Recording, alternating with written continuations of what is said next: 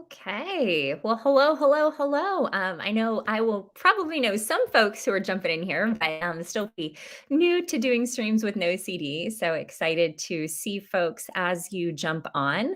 I am here really to answer questions as an individual living with OCD, also as a faith leader who happens to have OCD, as an OCD advocate, and so many different things. So here to answer all of your questions and also here to share a little bit about my story and my journey in the process. So I'm going to start just kind of chatting. And as y'all have questions about OCD, whether or not it relates to anything that I'm talking about, please, please, please feel free to add to the comments. And I'm going to try to get through as many questions lightning round as humanly possible. So that's really the goal tonight, is to answer as many of your questions as I can.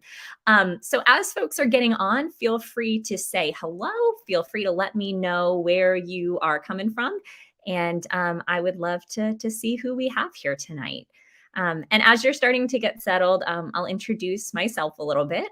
I am Katie, and I am already seeing questions about the OCD themes that I have, and yes, absolutely happy to talk a little bit about that. So, by profession, by vocation, I'm actually an ordained minister, and I also have OCD. So, a big thing for me is letting folks know that faith leaders really can struggle with mental health concerns as well, and that there is no shame around that. There is no shame around living into a faith tradition in a way that's meaningful to you, and also having OCD. So I see the what OCD themes do you have? My OCD really goes back for as long as I can possibly remember. Growing up as a kid, I remember from the time I was 8, going around the room, touching particular things before I was sitting down to make sure that I was doing things so that nothing bad would happen to my family members, things that didn't necessarily make sense. And when I was 8, my mom actually, or my aunt actually died of cancer after I'd been on a road trip with her and my mom and my dad and my family. And I remember my mom coming and telling me that my aunt had passed away. And my first thought was, oh my goodness, her death is probably my fault. I must have done something wrong that caused my aunt to pass away.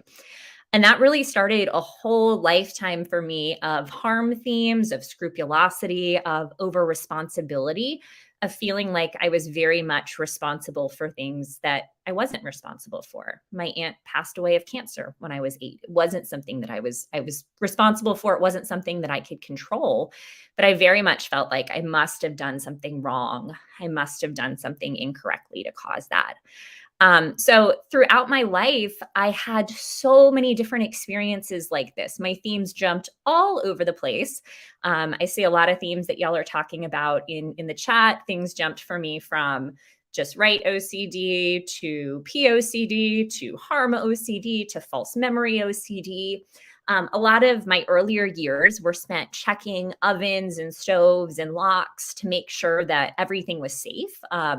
Even going through my ordination process, I was in grad school at Emory, and I used to spend a lot of nights driving back to places where I was doing internships, driving back to churches to make sure that I had blown out the candles, or to make sure that I had locked the door, to make sure that nothing bad could possibly happen that would be my fault.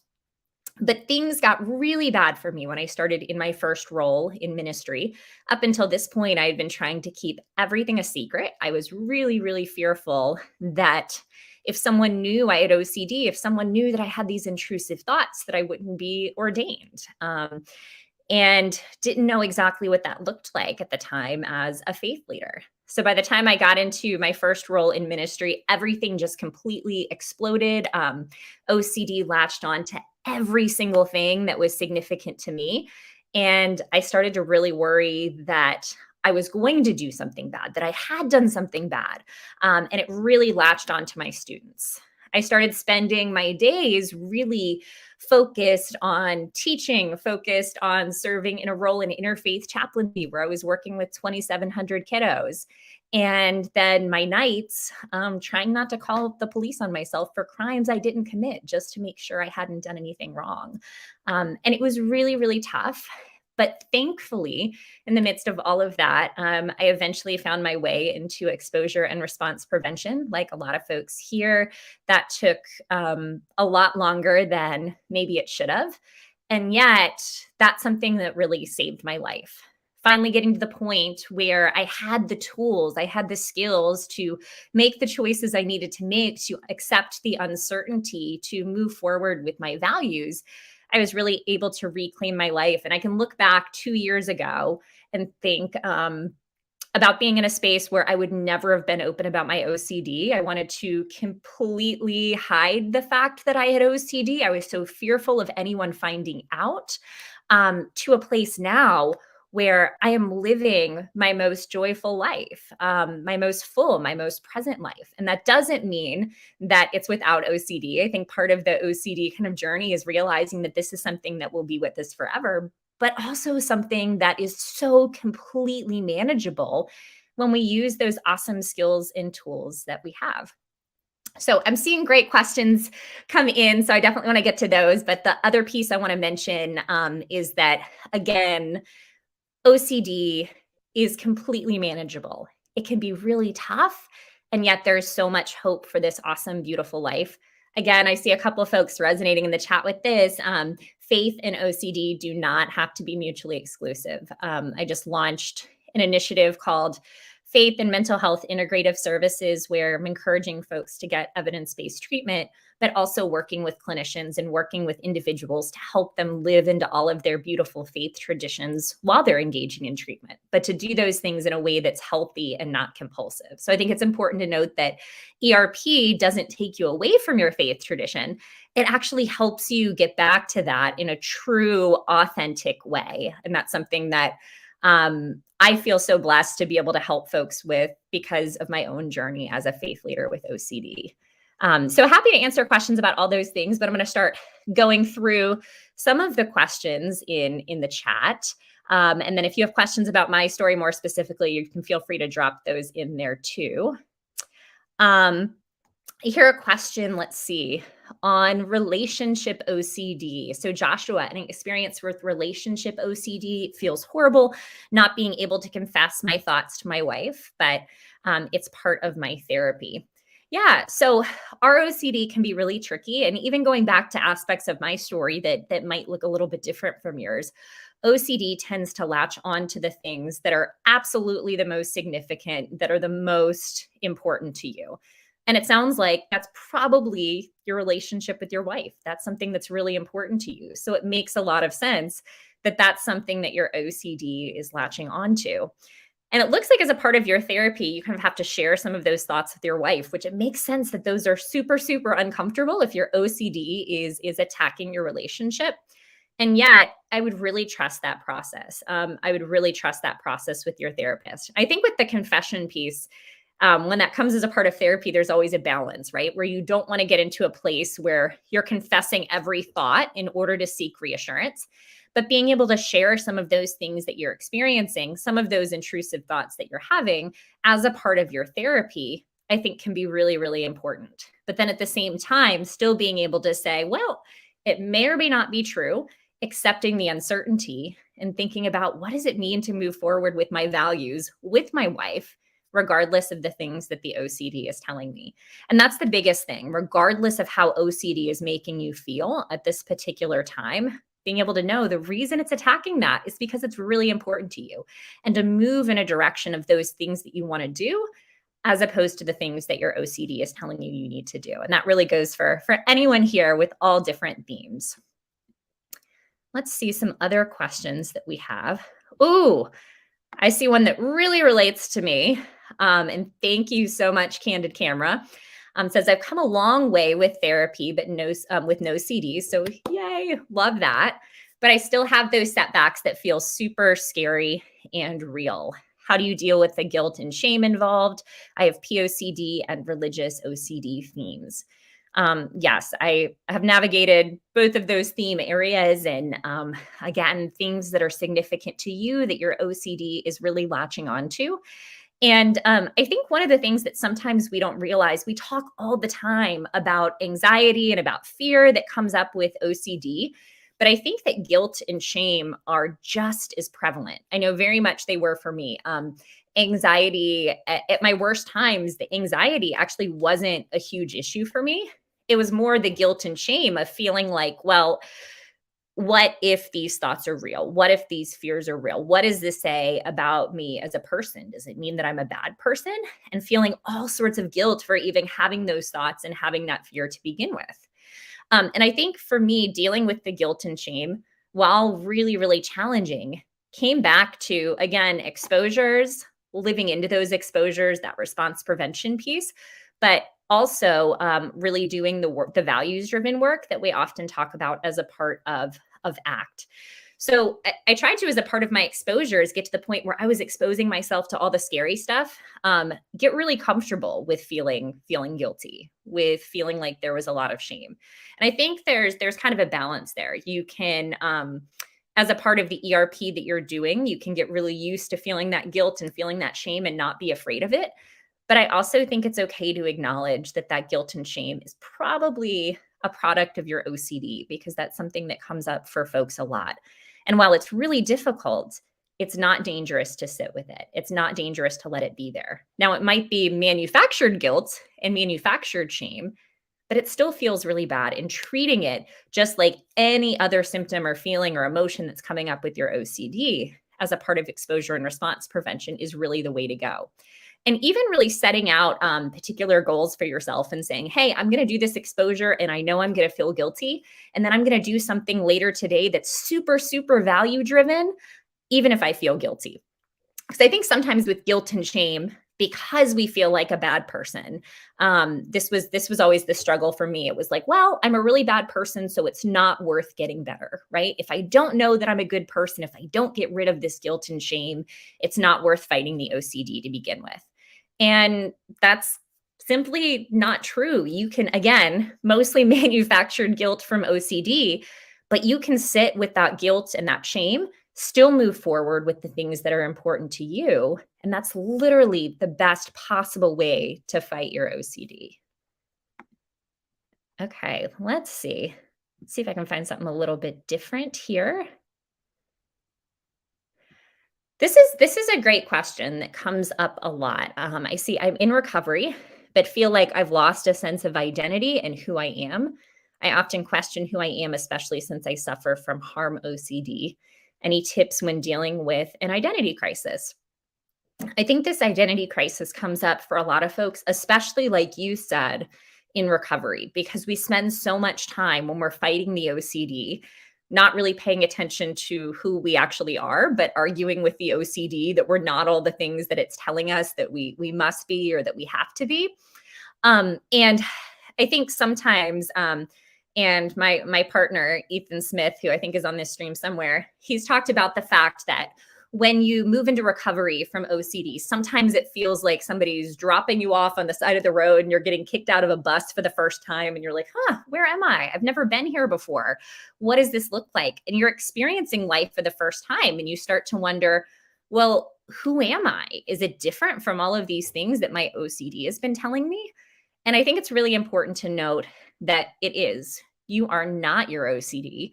And moving into that space of recovery, it is going to be really challenging, but it's such a great opportunity to figure out who you actually are, to dive into those things that are important and that are significant to you, but to also give yourself a lot of compassion on the journey, knowing that this is probably something new, something that maybe you haven't experienced before. I hear this from folks a lot with faith and mental health integrative services. Most of the folks that I hear from are actually navigating this with faith, where they've navigated religious scrupulosity. They've kind of tackled all of those aspects of OCD, but now wonder, well, what does my faith look like now? Whether they're Christian or Jewish or Muslim or Buddhist, what does their faith mean at this point after saying, well, I may or may not believe these things for so long?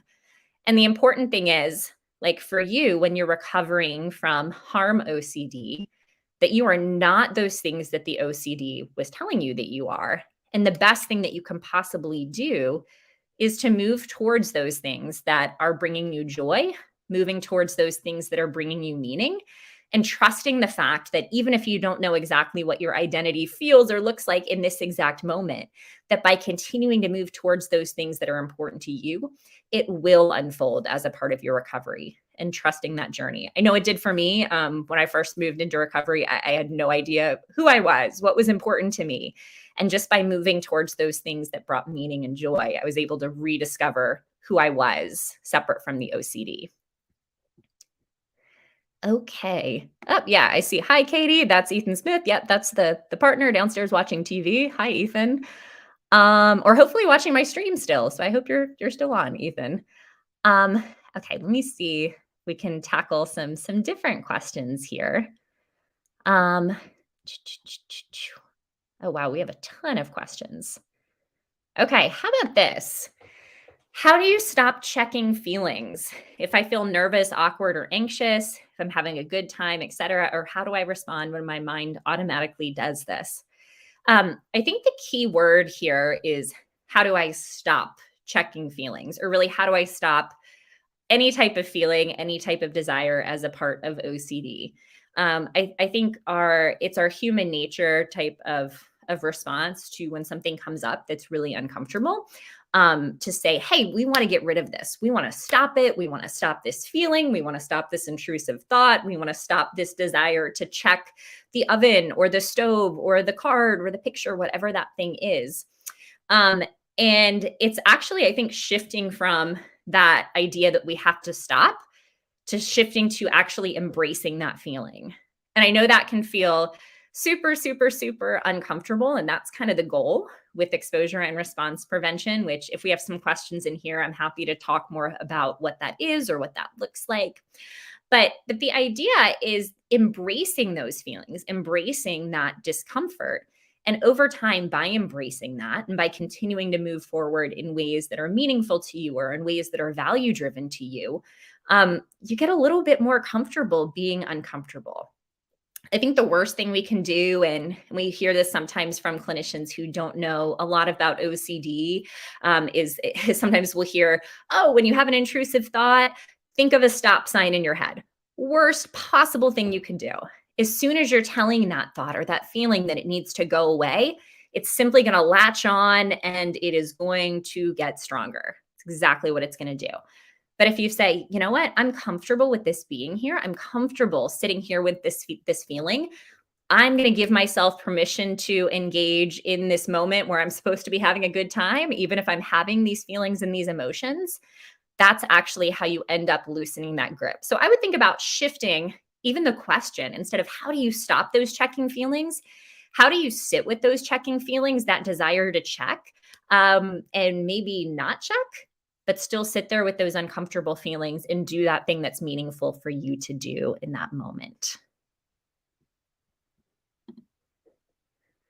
Yeah, thank you. So, actually, so also, Jocelyn, thank you for this piece.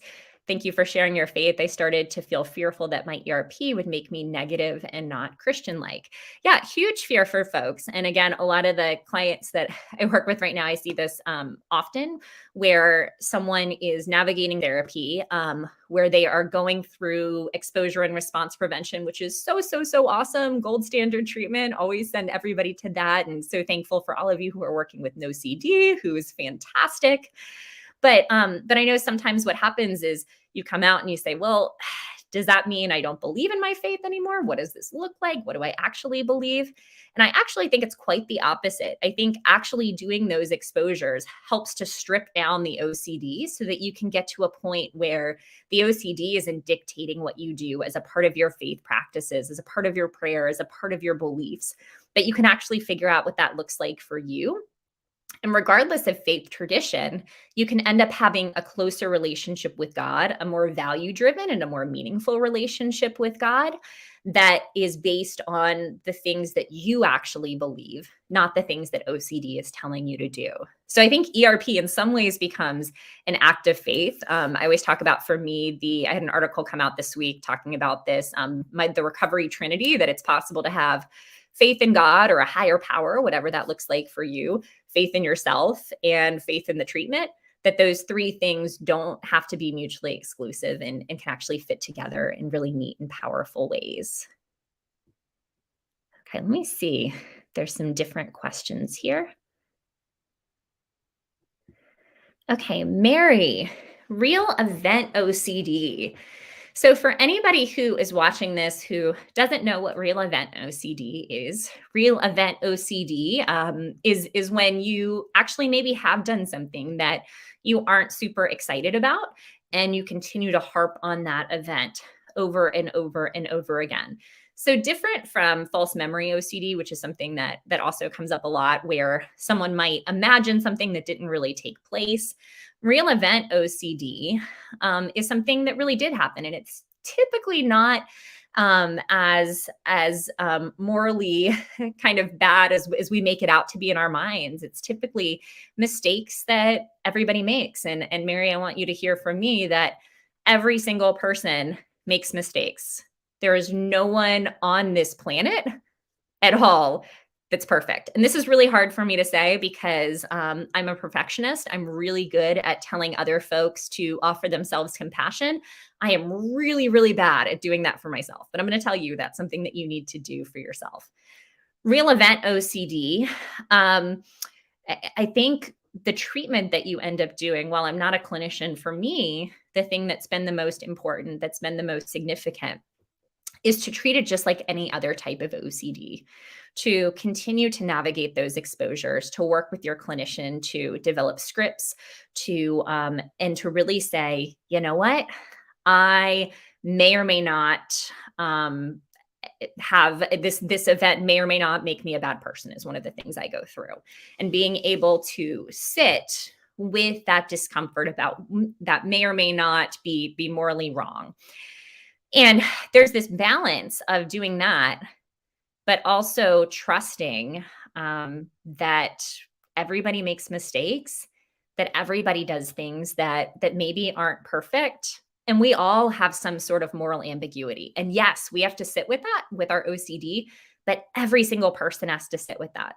And even me saying this, it makes me super, super uncomfortable. I have some stuff with real event OCD that I'm navigating in my own life right now, after a pretty tricky divorce a couple years ago, where I get in this mode of, well, did I do something wrong? Did I do something hurtful? What does that mean about me as a person? What does that mean about me as an advocate or a minister? And the thing that's the most helpful to me is to actually look in the mirror and sit there and say, you know what? I may or may not have done some things that were wrong. I am willing to sit with that discomfort. And at the same time, I'm going to give myself compassion, and I'm going to move forward with all of these awesome things in my life that I truly still believe I deserve, regardless of whether or not I've made mistakes in my life. Because Mary, I think sitting with that discomfort, and for me, it's uncomfortable even talking about this. It's uncomfortable saying that me, Katie, may or may not have done some things wrong or done some things that are morally ambiguous. But being able to sit with that gives you the opportunity to move forward and to continue to do those things in the world that are meaningful to you, and to continue to impact the world in ways that are meaningful for those around you. I promise everyone has done things that maybe aren't perfect, and sitting with that, just like you would with any other theme that comes up in your OCD, helps you to move forward and reclaim your life in a value-driven way. Okay, let's see some more questions here. Aha. Yes, thank you, Ethan. Still watching, and your partner rides a 6-year-old girl bike. Yes, that is very true. I actually took that picture of Ethan riding actually one of our friends' children's bikes. So yes, Ethan, that's very, very true, and I'm very glad that you're still watching. So thank you for that.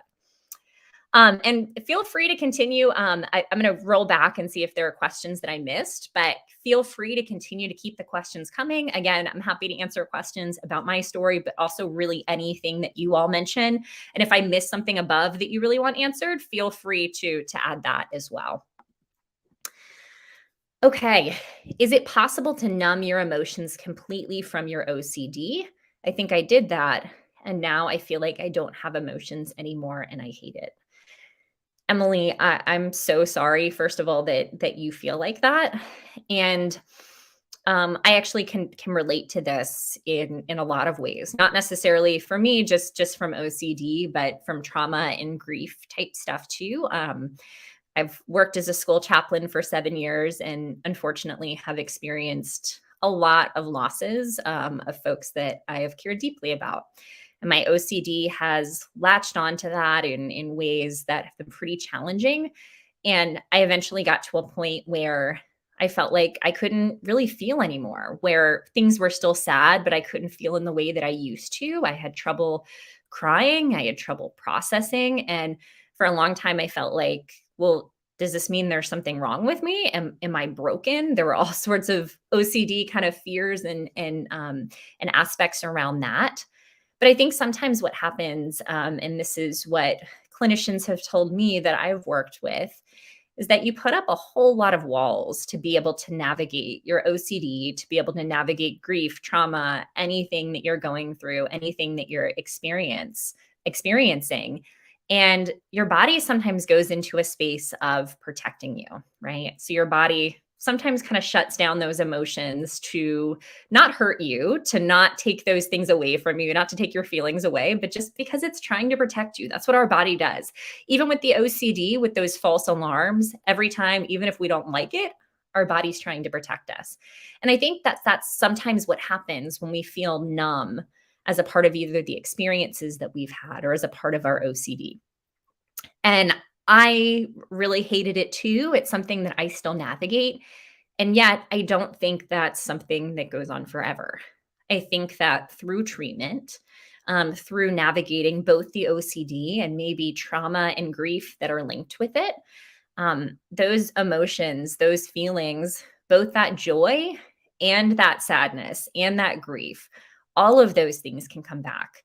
But one of the things that I found is that if you're looking for them to come back right now in this moment, kind of like the OCD, when you're looking for a thought to go away or an emotion to go away or a feeling to go away, or you're saying stop, a lot of times it won't necessarily stop.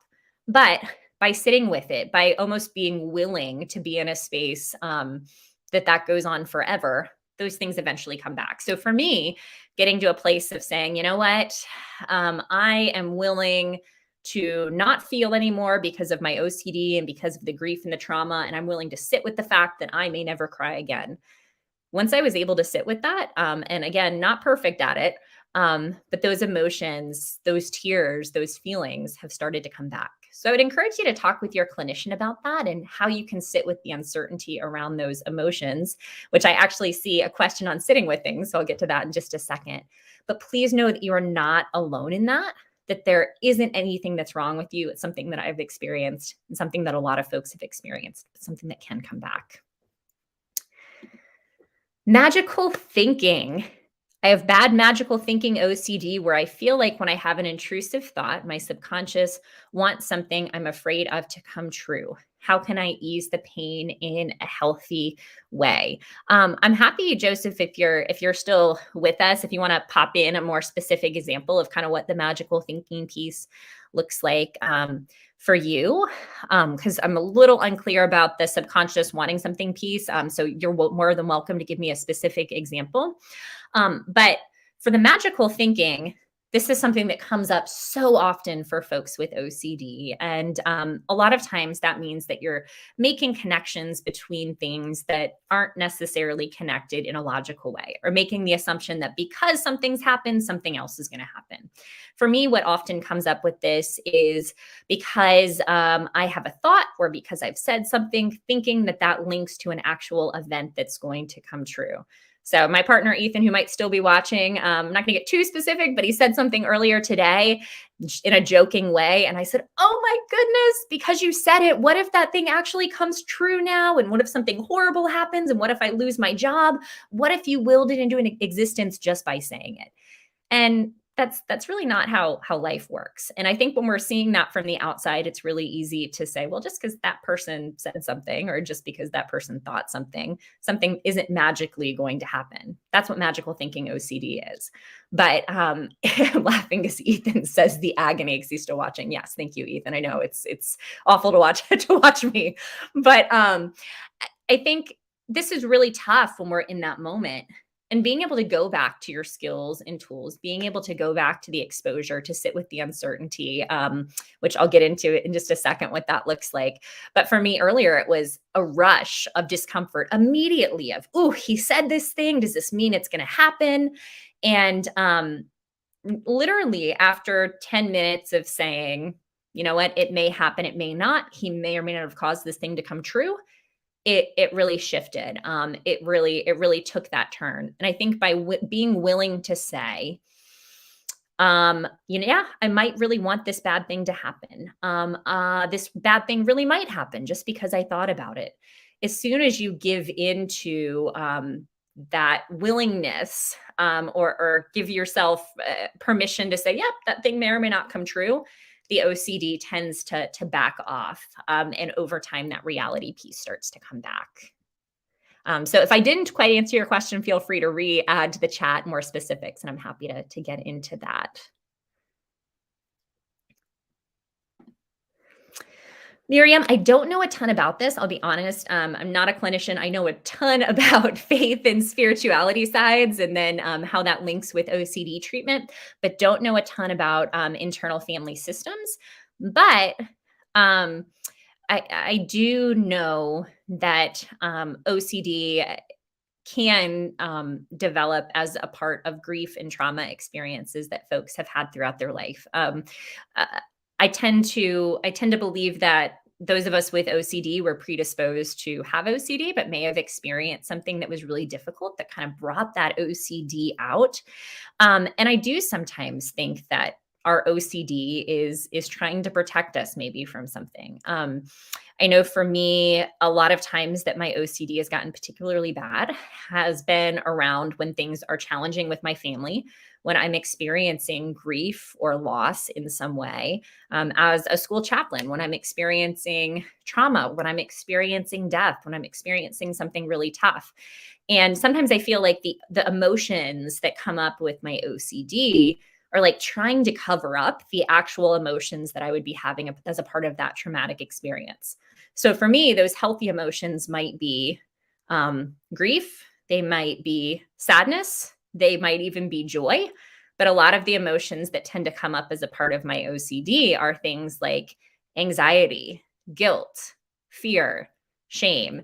And I worked in the past with my clinician a lot on this idea of, wait, my OCD might be trying to protect me from really challenging things that are happening. And these other emotions are preventing me from having the actual emotions that I would be having that might be tough as a part of this experience. So definitely something to continue to think through. But I think the why sometimes also doesn't matter. Of the why did the OCD come up? It's what are we going to do in this moment? How are we going to move forward? How are we going to sit with the uncertainty? Which is the next question that I'm going to answer, what that actually means, and how do we move forward in a value-driven way?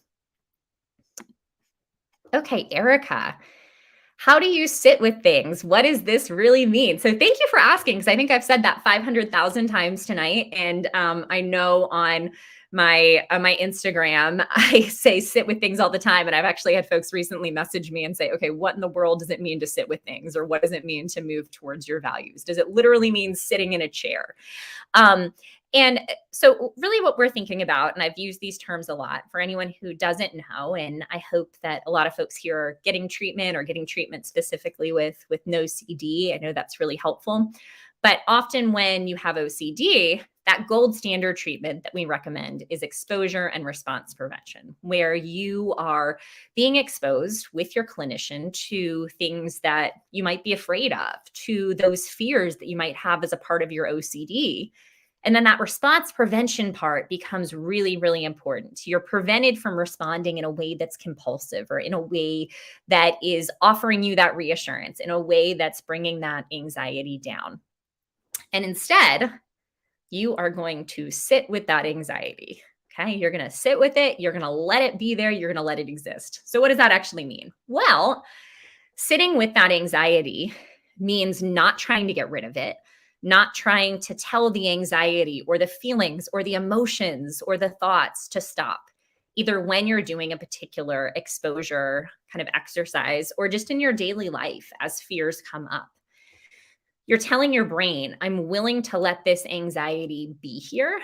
And that doesn't necessarily mean like physically sitting like I am in a chair. A lot of times that means you're letting that anxiety be there while you're moving towards something that's significant or important to you. So, a lot of clinicians will talk about exposure and response prevention in connection with ACT or acceptance and commitment therapy, which involves figuring out what are your values? What are the things that are important to you? Where even in the midst of all of these uncomfortable feelings, thoughts, emotions, you can move toward that. So for me, a lot of times with exposures that I do or just through life, my primary feeling that comes up is guilt. My kind of core fear is, what if I am an absolutely horrendous person and I just don't know it? And putting that out there into the universe, that is my biggest fear, right? So sitting with that for me means saying, you know what, I may or may not be a horrible person. I will never know. I'm going to assume that it's probably my OCD. And even though I feel guilty in this moment, I'm going to move towards something that's important to me. I'm going to do something that's important to me. I am going to go and I'm going to play with my cats. I'm going to go and hang out with my students. I am going to call someone who's meaningful to me. Back before the age of COVID, I'm going to go see a movie with someone, right? So you're doing something that brings you joy, something that's important to you, even while that feeling's there, without trying to get rid of that feeling. So you're sitting with it, maybe not in a chair, but you're just letting it be there and you're continuing through your life. And by doing that, sometimes it feels really scary at the beginning because it feels like, oh, this guilt, this emotion, this awful thought is going to be here forever. But by letting it be there over time, it gets smaller and smaller and smaller. And eventually, when you stop looking for whether or not it's there, you often realize, wait, it's not there anymore. And by just letting it be there, by doing something important to me while it was there, that thing gets a lot smaller than it used to be, and it ends up going away on its own. How do you deal with OCD, worry, and panic? So yeah, worry is definitely something that comes up a lot. I know for some folks, yeah, this can manifest in some pretty profound ways. I try to kind of cut this off at the pass pretty immediately. So when an OCD fear immediately pops up for me, being able to say, this is probably OCD. I'm willing to, as we just talked about, sit with this anxiety and keep moving forward. But once you get past a certain point where it feels like, wow, I can't get past this anxiety, I am completely crippled over, that's sometimes where you start to bring in your mindfulness tools to get back to a space where you're feeling centered enough that you can use those skills and tools that you know as a part of ERP, as a part of ACT. So for that, that's where you might get into using mindful breathing exercises. That's where you might get into centering exercises. I'm really big on the 5 senses if I get into a really big panic state, because it's really easy to do without even letting anyone know. I've done this in the classroom with students, even when I've panicked without them knowing. So I'll look around and I'll name in my head 5 things I see. I'll look for 4 things that I hear. I'll touch 3 things in front of me. Think of 2 things that I can smell and 1 thing that I can taste. And that immediately kind of brings me back into that present moment, so I don't feel like I'm floating anymore, and then can use my skills and tools to say, oh, it's probably OCD. How do I move forward from here? Okay, I'm going to keep plowing through. We have a lot more questions here. So Jean, I have memory hoarding. I write down what people tell me, what I hear, and so on. I have thousands of notes on my phone. How can I stop doing that? Jean, that's an awesome question. And I know we've been talking a lot tonight about that importance of therapy, and hopefully you are able to work with someone in exposure and response prevention, or somebody with no CD. I know there's a lot of awesome support groups as well. But I think with this, it goes back to that exposure and response prevention piece that we've been talking about, and really working with your clinician and developing a plan to start to lessen that amount of notes that you're taking. And that exposure piece for you would be maybe not writing some of those things down.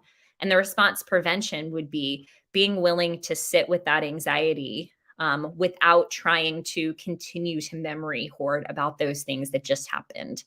I know this comes up for a lot of folks with OCD for a lot of different reasons. For some, it's making sure that they haven't done anything bad. For others, it's just, I might forget something about life. I might forget something important. This doesn't mean that tomorrow you have to stop writing all of these things down. But I think what it does mean is working with a clinician to develop a plan to over time lessen the amount that you're writing down, to be able to sit with that anxiety as it comes up. And eventually, I really believe if you do that, you'll get to a place where, yeah, it might be uncomfortable, but you don't necessarily need to take those notes in the same way. There's a lot of hope. I know this is really, really tough, but I really believe with these treatment components, there's so much hope to get to a place that you can navigate this. So thanks for sharing that, Jean. Similar to the question I answered before, how do you deal with sitting with fear and panic every day? I think it's important for y'all to know I'm not just sitting here and saying it's super, super easy, because it's not.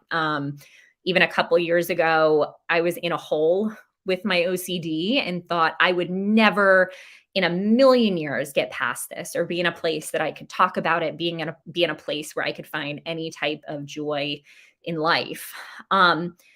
And I think for me, I started to get better when I stopped looking for it to go away, when I stopped being afraid of letting it be there every day for the rest of my life. There was a moment where I said, you know what? I am willing to sit with this fear. I'm willing to let this panic be here. I'm willing to let this anxiety be here. I'm willing to let this guilt and this shame be here. And I am not going to give in. I am not going to compulse no matter what, because I trust this process. And I trust that if I'm willing to let these emotions, these feelings be here, that eventually it'll curb. And it did. And I think changing your mindset can be really helpful in saying, you know what, I have a lot of fear. I have a lot of panic right now, but it means that I'm literally doing my job fighting the OCD. I had a therapist who used to actually tell me in those moments, tell the fear to bring it on. Say, whoo, we love fear. We love anxiety. This is awesome. It means that we're fighting the OCD. And being able to flip that script in your brain to a place of fear and anxiety means that I'm fighting. It means that it's giving me an opportunity to resist the compulsions. It really gives yourself permission to let it be there and to trust. Again, we're not certain, but to trust that most likely it will curb as a part of trusting and having faith in that treatment. Okay. I have contamination OCD, and sometimes I can't differentiate between what's really dirty or my OCD thoughts. Yeah, I think for those with contamination OCD, or really for any other theme of folks who are watching tonight, we can definitely relate to it being difficult to determine, well, what's real and what's OCD, what's something that's a product of my OCD, what's a product of reality. And I think this again goes back to working with your clinician on particular exposures to be able to say, and this might even mean taking a risk sometimes, right? So with the contamination piece, if you're looking at something and you're saying, well, I really can't tell if this is dirty or not. If you have even an inkling that it might be OCD, I would say to live with the fact that it's probably OCD. It's probably not dirty. You might not know for sure, but to continue to move forward. And of course, this is something that you build up to as a part of ERP and as a part of your hierarchy and your work with your clinician. But I tend to think, and this is how I've structured it in my brain, if I'm questioning if something's OCD or not, if I'm saying I can't differentiate between whether or not this is real or if it's OCD, I really believe that if it was something that was real, we wouldn't be asking the question to begin with. It's something that you would just say, oh, it's dirty, I'm going to take care of it, right? But if you're even asking the question, even if there's like a 2% chance in your head, in your mind, that it's OCD, I think as far as recovery goes, treating that as OCD, moving forward, trusting that it probably is, in terms of your recovery, is the best possible move that you can make. That might seem really scary. I've trusted that so far in all sorts of different themes. And it's really, I think, one of the things that's led me to being in a place of not perfection by any means, but of the most health that I've had in a long time with OCD. Okay. Why is it so hard to get out of OCD's mind attacks? But when I hear from people like you, there seems to be an opening in mind, even though it's temporary. It's a constant struggle. ERP is helpful. Thank you so much for that. And I'm not entirely sure that I'm understanding you, but I think what I'm getting from this is, yeah, it's really really tricky. OCD makes things feel really real and really scary, and yet there is this small opening. There is a small opening actually every time we feel attacked with OCD, where we get to make a choice. And y'all might have heard of this quote that between stimulus and response, we have a choice, right? We have a choice to, going back to our sit with the discomfort, right? Sit with the uncertainty, or we have a choice to do a compulsion. We have that choice every single time. It doesn't feel like that, right? I hear from folks all the time that say, well, I did this compulsion because I have to. And I think really recognizing that choice exists every time, even if it doesn't feel like it, gives you agency over the OCD. Now, of course, things like treatment, things like the right medication, if you're working with a clinician, I think can help make that space a lot bigger between stimulus and response, where you have more room to make that choice. But knowing that every single time we make a choice, and sometimes doing something really tangible with that can help, where if we're going back to values, picking something that's so important to you, and every single time something pops up around your OCD, physically thinking, am I going to step towards that value or am I going to step away from that value? And remembering in that moment, even if it doesn't feel like it, that you always, always, always have that choice. OCD is going to say you don't, but you do every single time. Okay. Yeah, this is a great question too. I know we've chatted about this a little bit. Struggling with the loss of identity through recovery, my lifestyle and even personality seem to be shaped by my beliefs and routines. Can you speak on loss of self feeling while recovering? I know we talked about that identity piece a little bit earlier, but I definitely have this experience and definitely talk to folks all the time, especially in my work in the faith realm with what this looks like, where coming out of treatment, it can feel like, well, I'm no longer serving the OCD anymore. And now I have this whole huge gap in my life. And I don't know who I am. I don't know what's actually meaningful to me. And there's kind of two losses there, right? Like there's loss because you realize maybe how much time you've lost in your life because of the OCD, how many things the OCD has taken away. And then there's this loss because it's like, well, my life isn't what it used to be anymore. And now it's this whole different thing. And I don't know what it looks like. So there's all these different aspects of grief. And I would say acknowledging and giving yourself compassion for that grief and that loss that you're feeling, whatever the root of that is for you, but also trusting that through that journey, you're going to get to an even fuller version of yourself, continuing to move towards things that are meaningful to you, things that are valuable to you, things that, even if it's in a really small way, bring you joy and bring you hope and bring you meaning. And I think the more that you allow that grief to be there while you walk towards things that are meaningful to you and not the OCD, the more you're going to rediscover who you actually are, not who the OCD is telling you that you are. Um, Okay, let me see if I Yes, can OCD make you feel anxious about your faith? This is my jam and kind of my specialty. For anybody just getting on, I am an ordained minister who has OCD. Love working with no OCD. I'm also an IOCDF advocate, but outside of that, I run or do a lot of work with individuals navigating faith and OCD with faith and mental health integrative services. And with that, really encourage folks to seek treatment with awesome spaces like No CD, but also recognize that there are a lot of folks who navigate with specific issues of faith in the midst of that treatment, and asking questions like, what is faith? What is OCD? And the question that you are asking is so spot on, because yes, yes, yes, times 10,000. Pretty much I spend all day talking with folks about feeling anxious about your faith because of your OCD. And Matt, let me tell you why. What we've been saying all night is that OCD tends to latch onto the things that are absolutely the most important and absolutely the most significant to you. And for you, I would assume that might be your faith. And for a lot of folks watching, that might be your faith. And OCD is just going to get right in there. It's going to make you question whether or not your faith's important. It might make you feel like you have to live out your religious practices or your faith practices in a particular way.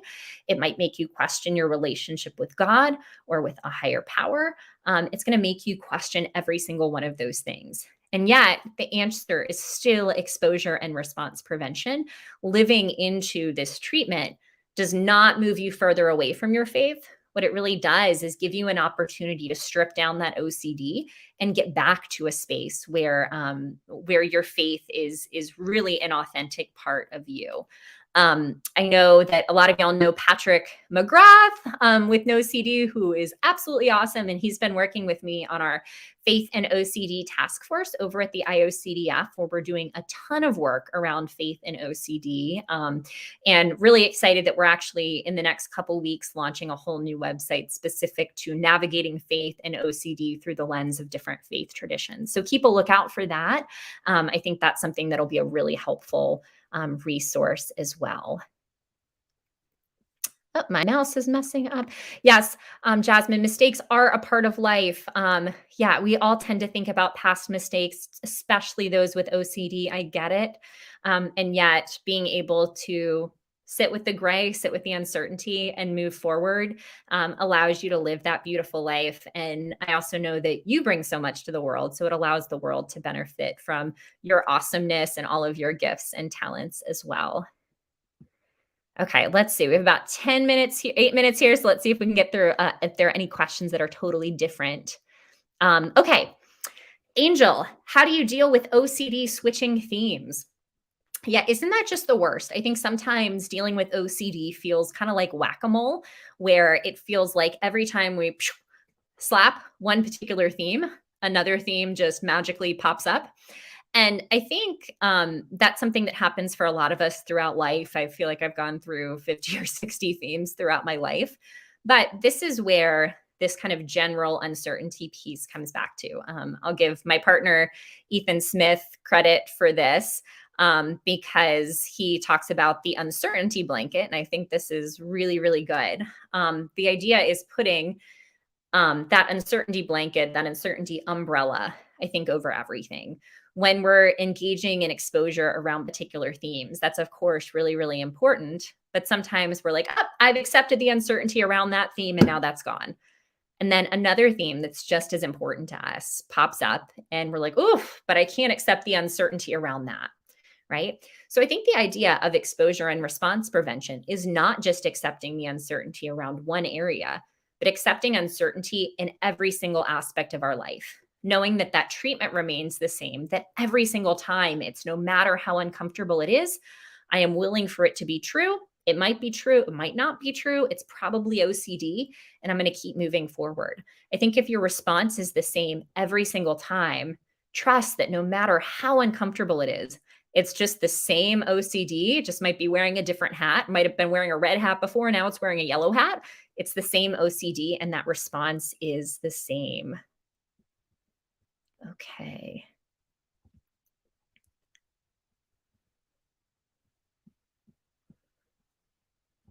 Let's see.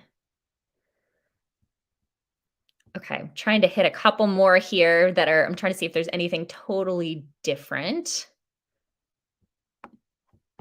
How to accept uncertainty when it's certainly going to happen, like death? And what are good exposures for existential OCD or death and anxiety?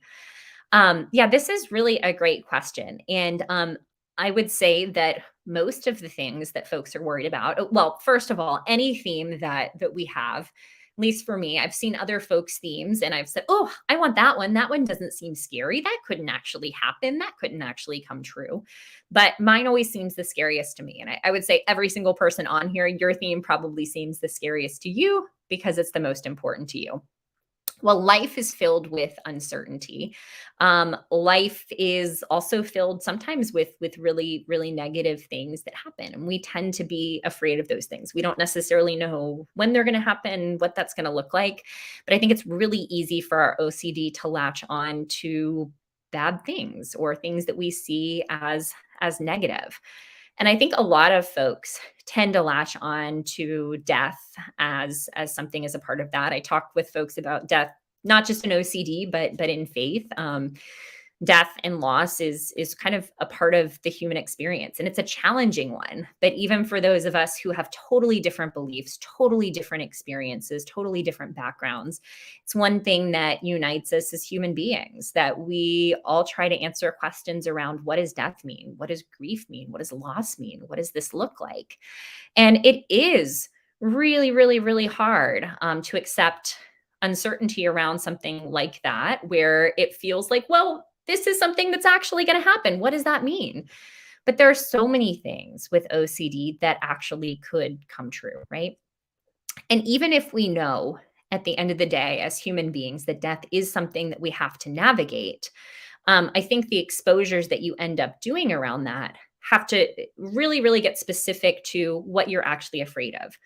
Are you afraid of your own loss? Are you afraid of the loss of a loved one?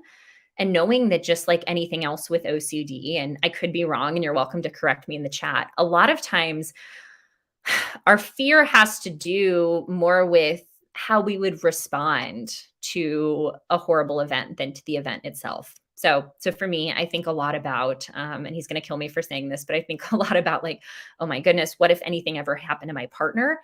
I don't know how I would cope with it, right? And being able to sit with the fact that we don't know what's going to happen, but you have the skills and the tools to navigate anything that comes up for you. It is really a part of both exposure and response prevention, but also acceptance that you can handle anything that comes up in life, even if it's really, really, really hard. The death piece can be really tough, but I think there are still things that you can do with that around scripting, whether that's about you or about a loved one, being able to sit with the uncertainty of what that looks like. But I also think there's some comfort in knowing that every single person, we have to navigate that together, and that it's really hard. Even folks without OCD have all sorts of questions and all sorts of questions about what life looks like and all sorts of uncertainties. I talk with folks pretty much every single day in ministry about that type of fear. And it's something that we all navigate. And yet, I think especially with OCD, being able to wrap that uncertainty blanket around it is really important. I hope I answered your question. I'm not sure if I did. If I didn't, feel free to email me after. I know we just have 2 minutes left, so I'm going to try to tackle one more piece. Let's see. Okay, y'all are having a great conversation in the chat too. Okay, let me hit one more here. How to reconcile between OCD and my spiritual path. OCD gives tremendous imposter syndrome. Okay, so imposter syndrome comes up a lot of times for folks with OCD. I have imposter syndrome pretty much all the time, and no, it's something that you can definitely overcome. But imposter syndrome is this idea that you're not really who people think you are. And this can come up with spirituality too. Like, I'm not this faithful person that people think I am. I'm not this good, wonderful person that people think I am. And imposter syndrome, again, goes back to that exposure and response prevention piece of, yeah, you know what? I may or may not be, but I'm going to trust that it's probably OCD. I'm probably all of the things that I believe that I am, and I'm going to move forward in a value-driven way regardless. This comes up for me all the time as a minister, where I think I may or may not be a horrible person, unworthy of being a minister. I feel like an imposter all the time, but it doesn't change at the end of the day the things that are meaningful to me or the things that I'm going to do that are value-driven. So just because I feel like an imposter doesn't mean that I'm not going to help folks navigate faith and OCD. It doesn't mean that I'm not going to support my students in time of grief and loss. I'm going to continue to do those things. And I think by doing value-driven things, letting that imposter syndrome be there, you're really signaling to the OCD that, you know what? You are willing to feel that discomfort and you're willing to do those things that are meaningful anyway. Okay, so last comment, and then I'm going to I wanted to end with one thing and now I lost where it was. I'm so sorry. Yeah, okay, thank you for clarifying. You lost your dad 5 months ago and you feel like life is going way too fast. I know we're kind of over on time, but I just want to speak to this Deadpool gaming. Um this really sticks out to me because one of my really major periods with OCD that was really tough was after the loss of someone really close to me. So I don't want you to think that I'm just saying, yeah, you can get through it, because it's really, really, really hard. And I get that. It was one of the toughest periods of my life.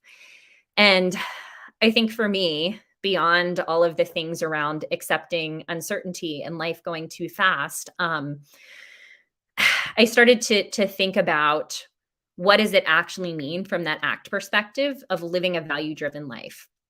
And for me, it was, how do I do things that are in memory and in honor of that person that are really, really significant? And I think there's two parts to that, right? There's the OCD part where it feels like, oh, everything's really, really scary. Life's moving too fast. And that part, of course, I like to say "erp" as a verb. We can "erp" that all day long and say, yeah, like maybe life is moving too fast. Who knows? But at the same time, I think you can give yourself compassion, lots and lots of compassion. You can continue to work through that grief. And the minister in me wants to tell you to find ways of making meaning in your life that you could do on behalf of your dad. So just closing with that, but please give yourself lots and lots and lots of love and compassion, knowing that OCD likes to spike in times of grief, and that this is also just a really, really, really tough time anyway. And I'm so sorry that you're navigating that. I'm sure everyone on here is sorry that you're navigating that. And if you do want to reach out and chat, I'm more than happy to chat with you about that. But please, please, please know that you are not alone in what you're feeling and what you're experiencing. Okay, so I'm about a minute or two over, so I just want to close out with y'all. So thank you all so much for being here with me tonight. Just in closing, I so appreciate all of the questions. I hope I got to as many of them as possible. If I didn't get to your question, please jump back onto another No CD stream. We have awesome folks on here all the time. You're also more than welcome to reach out to me via social media. I have my handle up here, Rev K Runs Beyond OCD. With that, you can follow all things faith and mental health. You can also follow my big endeavor with No CD, which is racing 50 ultra marathons in 50 states to pay for treatment for one individual in each state seeking treatment with No CD. So the goal really for me at the end of the day is making sure that everyone is able to get that evidence-based treatment that saved my life. And I hope that all of you hear from me that OCD is hard. And especially those of you experiencing loss and grief and trauma and hardship in the midst of that. It's tough, and I get it. And I am not sitting up here on a hill saying, oh, like it's going to be easy. I'm really not, because I used to get so frustrated when folks would say that to me when I was really, really struggling. I would say, I'm never going to be there. But I want you to know that you can get to a place through evidence-based treatment and also through believing in yourself that you can live this amazing, awesome, beautiful present life. And you deserve that, and the world deserves you. So I hope you hear that from me. I encourage you to have faith in yourself, have faith in the treatment, and continue to move forward in ways that are value-driven for you. I'm so thankful for each of you. I'm thankful for this community. And I hope for those of you that celebrate that you have a wonderful Christmas, a wonderful Kwanzaa. I hope everyone has a fantastic New Year. Please give yourself compassion in the midst of all of that. Thanks, everyone.